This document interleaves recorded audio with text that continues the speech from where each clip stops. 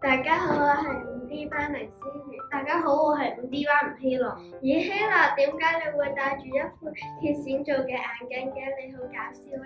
係啊，呢副眼鏡係我啱啱喺視力堂上面做嘅，原來鐵線都可以做手工㗎。冇錯，不過我啱啱所做嘅係花朵戒指，我真係好中意啊！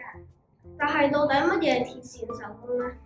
鐵線手工係一種用金屬線材、透過彎曲同編織等等嘅技巧創造出嚟嘅手工藝。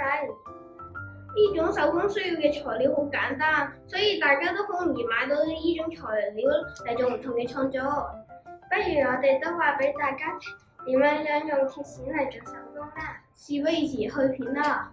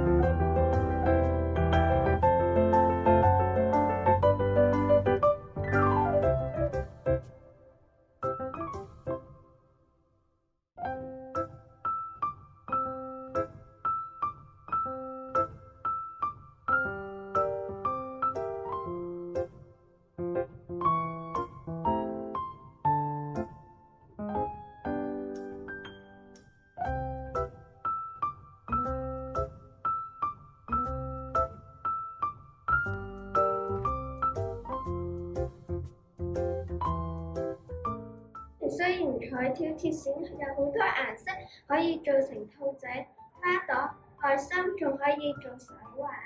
不過大家用鐵線手工嗰陣時要記住小心，唔好俾鐵線刺到。希望大家同我哋一樣，都可以喺鐵線手工入面揾到樂趣啦！我哋下次再見，拜拜。